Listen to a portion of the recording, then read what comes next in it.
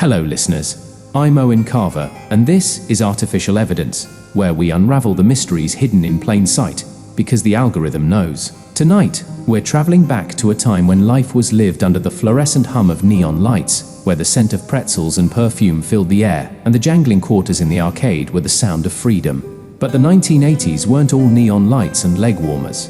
Beneath the glossy veneer of consumerism, something sinister was lurking. Golden Vista Mall, nestled in the heart of Fremont, Illinois, opened its doors in 1978. It quickly became the town's pulse, a sprawling two-story structure with fountains, mirrored escalators, and a food court boasting the first ever Orange Julius in the county. For teenagers, it was an oasis of independence. For adults, a one-stop shop. But by the mid-80s, its reputation had begun to tarnish. The stories started as whispers, missing teens, strange lights in the service hallways, and a janitor who never seemed to age. It was the summer of 1984 when 17-year-old Jenny Carmichael disappeared. She was last seen leaving the movie theater at the mall after a showing of Ghostbusters. Her friends said she went to the restroom and never came back. At first, the police dismissed it as a runaway case, common for teens with strict parents. But when Jenny's belongings were found stuffed inside a garbage compactor behind the Sears loading dock, the story changed. Her purse, untouched except for the absence of her wallet, still contained the movie ticket stub. The mall shut down for 2 days, and rumors ran wild. Employees whispered about the back corridors, a labyrinthine network of service hallways meant for staff, but often used by teens looking for shortcuts or places to hide. Security footage was inconclusive, showing only fleeting shadows moving in and out of frame. By the fall of 1984, another disappearance rocked Fremont. This time it was a young shoe store employee named Eric Polk. He had finished his shift and told his co-worker he'd lock up. When the manager arrived the next morning, the store was still locked, but Eric's keys were missing. His car remained in the parking lot, untouched. Now the town was in a frenzy. The mall installed additional security cameras and a curfew was put in place. But even with increased patrols, things didn't feel safe. Shoppers described hearing odd noises, metallic clanging, faint whispers, and, most unsettling of all, a high-pitched hum that seemed to come from nowhere. Then, in early 1985, a breakthrough, or so it seemed. A drifter named Calvin Boyd was arrested outside the mall, caught trying to steal a woman's purse. During questioning, Calvin confessed to the murders of Jenny Carmichael and Eric Polk.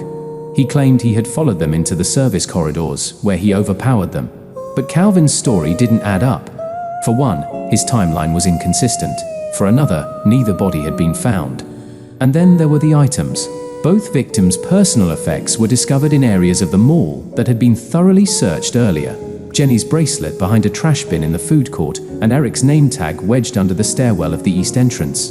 Calvin was convicted on circumstantial evidence, but not everyone believed he was guilty. In 1986, with Calvin Boyd behind bars, the disappearances stopped, or so it seemed. That year, Golden Vista Mall hosted a grand reopening to celebrate new renovations, including brighter lighting and expanded parking. The town was ready to move on, but the mall hadn't forgotten.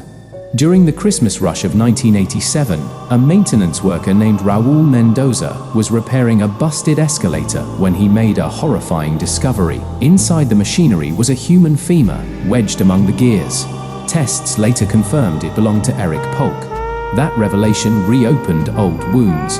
Investigators returned to the mall, this time with cadaver dogs and forensic experts.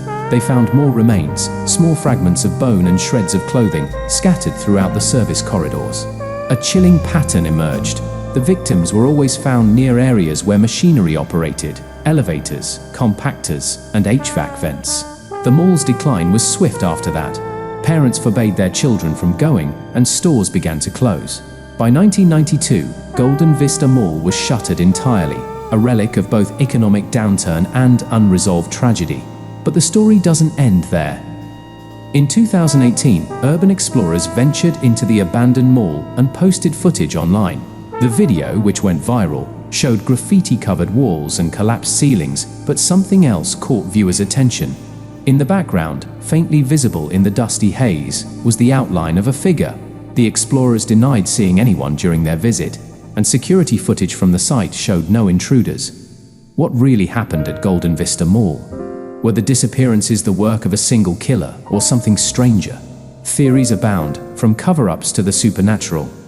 But one thing is clear: Golden Vista Mall holds its secrets tightly, and those who venture too close may never leave. This has been another episode of Artificial Evidence. Join us next week as we unravel another story where the algorithm knows. Until then, I'm Owen Carver, and thank you for listening.